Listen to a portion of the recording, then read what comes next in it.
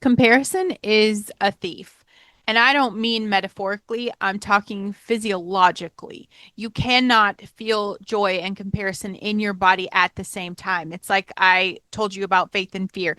Physically can't. It is the same wiring as the faith and fear, two opposite states fighting for the same nervous system, and only one of them gets to run the show in any given moment. The second you start measuring your life against someone else's highlight reel, the joy that you were just standing in is going to evaporate. It evaporates. And it's not because the joy is fake. It's because comparison is a physiological state that cannot coexist with it. And before you think that I'm up here pretending I'm above it, okay, let's just squash that shit right now. I compare myself to every great fucking podcast and every great fucking podcast coach out there. Every single one. Some days it wins. Some days I am sitting there scrolling someone else's numbers, feeling like I'm behind in a race that I didn't even fucking agree to run. Most days it does not win.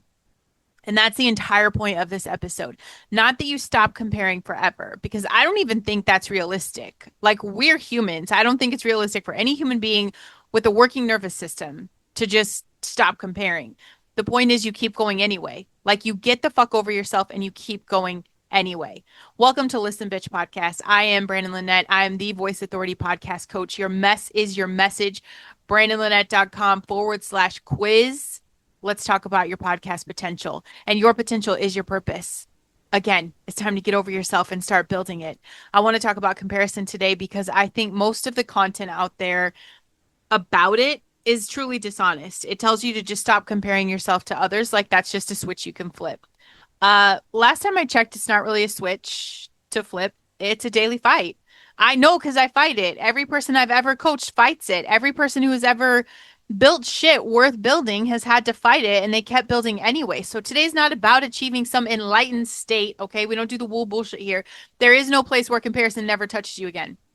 Today's really about what to do when it shows up, because it's going to keep showing up. And before we go in, you guys know that Super Patch. Today's show is brought to you by Super Patch. What are the odds that it's going to be joy? Because joy and comparison cannot coexist in your body. And I want you to physically experience what it feels like to access joy on purpose instead of waiting for the comparison to shut the fuck up. Okay.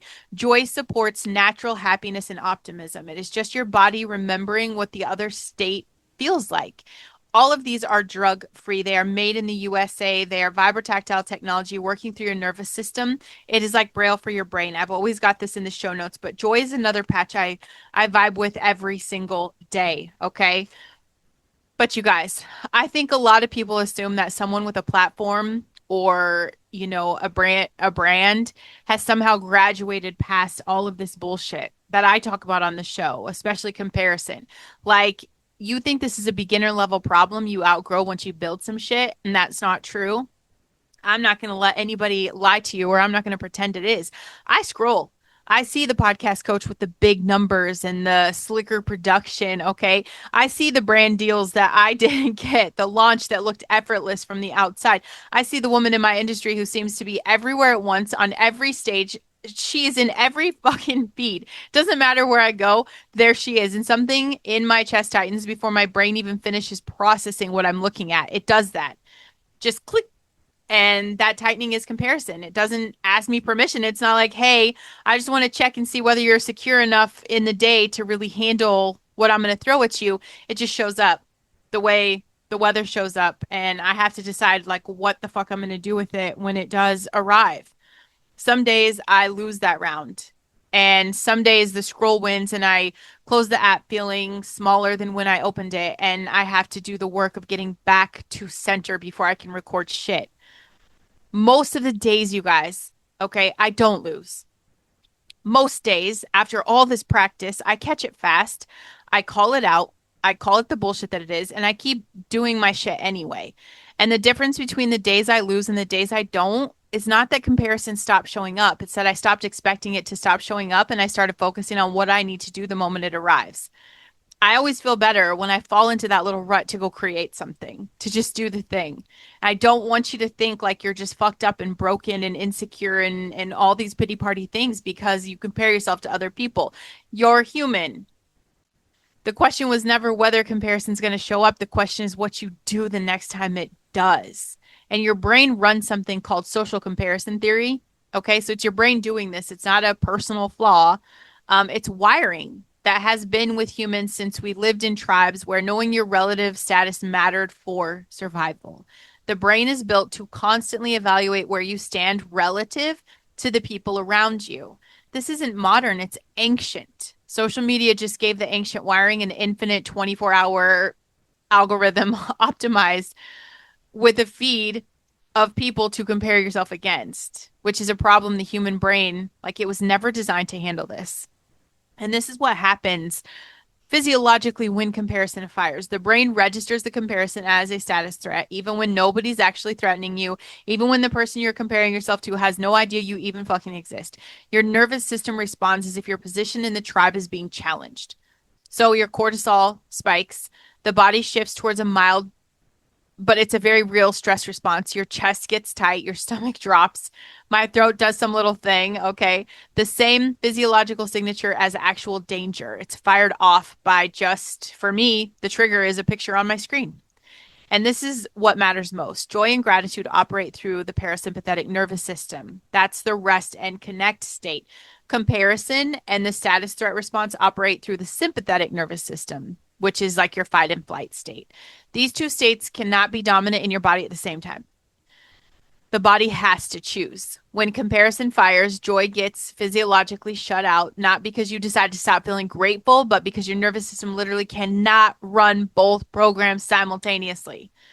This is why the moment you start comparing, the joy you were just in is gone. And it's gone so fast that you think it wasn't even real, but it was. It's just physiologically, it got displaced by a different state that your brain prioritized because it read the comparison as more urgent than the joy. And neuroplasticity is your way out, babe. Not, I'm telling you, it's not a win by expecting to never have the comparison fire again. That's not what happens here. That's not the ticket out. The way out is to build the speed and strength of your return pathway. And that's just the pathway back to joy after comparison fires. So it's every single time you catch a comparison, you call it out. This is bullshit. You're comparing yourself to someone you have no idea where they're at, where they came from, what they've done to get there. And then you have to deliberately choose the gratitude. Like, thank you, God, that I still am doing great on the shows. I'm still touching lives. I'm doing the things I'm creating. Have the gratitude or the presence or the next right action instead of staying in the spiral. And when you do that, you strengthen that return pathway. You're not eliminating the trigger, no such thing, but you are shortening the recovery time, which I think is vital. The goal was it's never going to be zero comparison. Okay. The goal is just like a faster bounce back. Like, let's get the fuck up. Yes, it knocks the wind out of me. How can I get back up? Imagine standing at the edge of the ocean, right? The waves are going to come. That is what oceans do. You do not get angry at the ocean for having waves. You do not interpret a wave hitting you as evidence that you chose the wrong beach or that something is fundamentally fucked up about your relationship with water.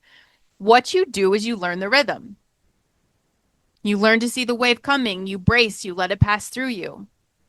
And then you reset your footing before the next one arrives. The people who've spent the most time at that ocean are not the people who stopped getting hit by waves. They're the people who got fast and skilled at returning to standing after everyone passed through. Comparison is just that. It's just a wave.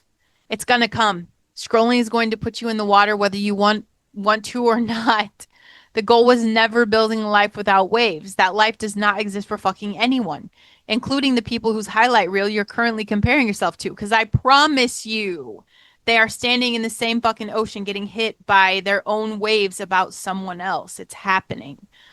The skill, what we're going to learn is that return. Get hit, feel it, reset your footing, keep standing in the water because the water is where shit's happening. That's it. And yes, there is a very specific scroll that knocked me sideways longer than I'm really proud to admit. Okay. I'm building this show in a season where the growth is just feeling slow and the comparison is so loud. And I see this podcast coach in my space. I see everything that's happening. I see the engagement. I see the interactions. And then I see them land a partnership that I genuinely had sent a letter for. Okay, genuinely wanted it. And I thought about reaching out for it and to continue asking for it and I talked myself out of it because I'm not her. And if this is who they're going to lock arms with here, I'm not there. And there she is doing the thing that I talked myself out of trying. I did not handle that gracefully in the moment. Absolutely not. I sat with it longer than I needed to, and I let the big scary story in my brain build. She is further along. She is better positioned. She has editors. She has social media workers. I don't know what you call it. Okay. She has everything. She has connections I don't have. So I built this whole entire narrative in about 4 minutes of scrolling, and it took me so much longer than 4 minutes to walk back from it. In fact, this is the genuine truth. I will still, when I am scrolling, I still see her come across my feed and I pause and I'm like, it stings. It's like a stinger. It stings. What eventually got me out of this, it wasn't some bullshit mantra. It wasn't a quick fix. It's really getting honest about what the comparison was telling me. And it's not that it was telling me it was behind. It's telling me that there's something I want and I haven't gone after yet because I was waiting, because I've been waiting. I've been waiting. I've been waiting. So I haven't given up. I'm still reaching out for partnerships, okay? And it matters. It matters that I keep doing the work and that I keep showing up. Comparison is not wrong about the desire. It's wrong about what to do with the desire. Everything in me was going to let that picture, that success, everything I wanted, I was about to let that become the evidence that I should give up instead of fuel for the next move. And that is usually what comparison is actually pointing at if you're honest enough to look, okay? It's not your inadequacy. It's your unacted desire. It's that thing that we really want. And I had to sit with myself because, yes, do I burn shit down really fast? Yes. Is there a part of me that has gone through so many rebuilds in my life that I still question everything? Like, is this really it for me? Is this what I'm going to do? Are you sure, Branden? Because what the fuck? How many times are you going to launch and relaunch a new business? And I think this hurt more than anything that I've ever seen actually hurt me in such a way. I said, what is the message here? When I see that, what is the message here? And it is that core desire that I want that. I want that reach. I want the engagement. I want that stuff. I want the big brand partnership. So that feeling to me now is that message of like you that's a desire. It's a desire and it's okay. It's okay. What's the next step to get there? It was a great message for like this is what I want. This is what I'm passionate about and this is what I'm putting forward. I one of the ladies on my interview shows, she even talked about comparison being the thing that almost stopped her from ever launching her podcast at all. Um, she wrote down, this is something I've never done actually, and I think this was very commendable. She had a whole list of every podcast in her niche that was already successful. So she was studying them. Um, and it wasn't for inspiration, it was for evidence that the space was too crowded, right? She's looking at this, she's like, no, it's too competitive, too saturated. And people will say that. My husband still says that to me. He's like, podcasts are just everywhere. And I'm like, yeah, well, so are coffee shops, so are pizza places, so are mechanics, so is fucking everything. Dollar store. What's the yellow dollar store? Are you kidding me? They're like every 3 steps away and they all seem to be doing just fine. So the evidence is bullshit. But she said that nothing really shifted for her until she realized she spent more hours researching other people's shit than she ever had spent recording her own. Comparison wasn't only stealing her joy, it was taking her actual output. She wasn't creating hours that could have gone into building. She's just measuring herself against people who were never going to know she existed. So she made a rule for herself, research for the 20 minutes and build for the rest of the day. That way we're not, you don't have to eliminate the comparison completely because it's just not realistic. Just cap it, you know, cap it. And yeah, she's in my inbox the other day. We're doing a project on Substack, and she said she still deals with the comparison, but she launched and she feels great. It's just that it's not stopping her creativity anymore. How much of your actual output has comparison stolen from you? Not even talking about your joy. I'm just talking about hours, your actual building time. I know what happens. If comparison has been costing you more than you have ever wanted to admit, do me a favor and send this episode out to one person who needs to hear that they're not the only one fighting this. They're not behind you guys. We're just in the ocean getting hit like waves, all of us right there. Cain and Abel both brought offerings to God. Abel's Abel's offering was accepted. Cain's was not. I had to rethink for a second. And the Bible says Cain was very angry and his face was downcast. Okay. And God speaks directly to him in that moment and asks why he's angry, why his face has fallen. And he tells him something about, I think about constantly. If you do what is right, will you not be accepted? But if you do not, sin is crouching at your door. It desires to have you, but you must rule over it. So Cain's comparison to Abel was not the sin. The comparison was the wave. What he did next was the choice. He had a real opportunity right there to feel the comparison, to let it pass through, and to reset his footing. God gave him the exact instruction, rule over it. We know the story. He did not rule over it. He let the comparison metastasize into something that it didn't have to become. The wave hit him, and instead of resetting his footing, he let it pull him under, and the story ends in a tragedy. Now, I'm not telling you this to be dramatic, okay? I'm not trying to kill my nemesis on social media, okay? She's like obviously a podcast freaking queen. So I'm not trying to be dramatic about a feeling of envy when you scroll. I am telling you this because the pattern is exactly the same pattern, just scaled down. The comparison shows up. It is not the sin. What you do with it, it is the choice. You can rule over it, reset, and keep building, or you can let it grow into something that costs you more than the original feeling ever would have. You must rule over it. That is the instructions that God even gave the first person who ever felt that jealousy, like how we feel when we scroll. And ruling over this doesn't look like never feeling that tightening. Okay? When someone else wins, we might feel that pain of what we could have. It looks like noticing the tightening immediately and just calling it out. Not comparison, just refuse to let it sit there building a big, bad, ugly story without your permission. We want to ask the comparison what it's pointing out. What is the lesson here? What do I need to learn from this? What is this trying to teach me? And most of the time, it's not telling you that you're behind. It's telling you about a desire that you haven't acted on. So get curious about the desire instead of marinating in inadequacy. It also looks like, obviously, cutting off the time you let it consume you. Do it. Research for 20 minutes like my friend and build for the rest of the day, right? Comparison does not get unlimited access to your hours just because it shows up. Like, fuck that guy.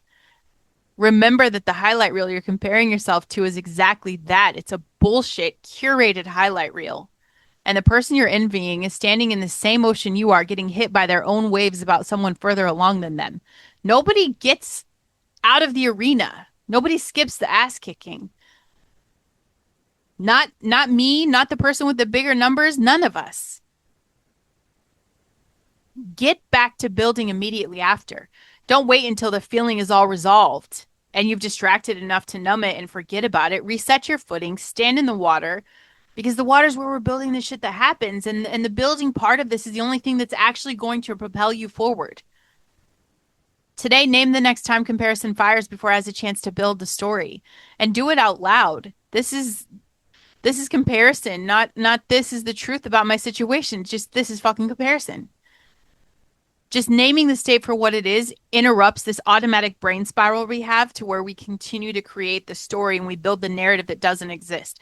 This week, ask the comparison what it's actually pointing at. The next time you feel that tightening, instead of saying, don't stay in the inadequacy, just ask yourself, what desire is underneath this? What do I actually want that I haven't gone after? And write the answer down, because that's usually more useful than comparison's ever going to be. And please, you guys, just honestly, what's the deal? Stop scrolling. Stop scrolling deliberately. Decide in advance how much time, research or comparison gets and protect the rest of your fucking day. Save those hours for building. Comparison should never get to set your schedule. Better today than yesterday, better tomorrow than today. That's our job. I know I'm telling you guys I'm in the arena. And this wasn't going to be a good podcast if I'm just going to tell you to stop comparing yourself to other people. Like that's something a normal human fucking nervous system can actually command. I'm trying to be honest with you. I compare myself to every great fucking podcast and every great fucking podcast coach out there. Okay. I lose some days. I lose some days, y'all. I get hit by the wave and it knocks me sideways, and I kind of stay in the water for a while till I just can't breathe and then I come back up.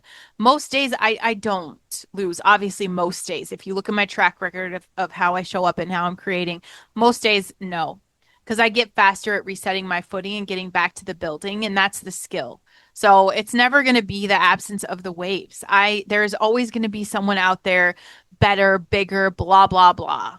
Always. And if that's what we're looking for, we're going to constantly see that and we'll continue to bury ourselves in that.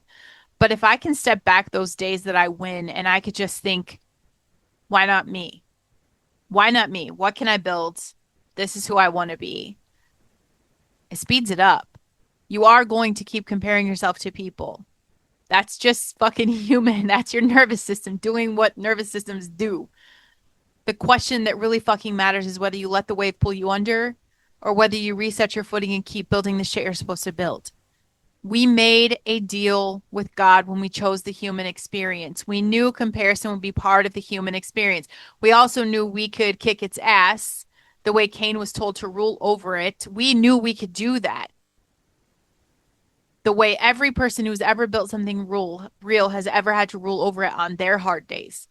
So the bottom line is get the fuck over yourself and keep fucking going. And you guys know that is all the love in the world I have to give to you because that's the fucking instructions. There is no way to judge that up. There's no way to put in a bunch of filler, fluffy, feel good bullshit. That's it, because that is what gets you to the other side of every single wave that's going to hit you. I would love for you to come work with me. Make sure you check out that quiz, okay? brandenlynette.com/quiz. It's fucking awesome. I'm pretty proud of that, y'all. I'm pretty proud of it. Make sure you check the show notes. Tell me what the comparison has been pointing at for you. Tell me what desire you've not acted on yet because you were too busy measuring yourself against someone else's bullshit curated highlight reel. Okay? Better today than yesterday, better tomorrow than today. That's our whole assignment. I love you guys.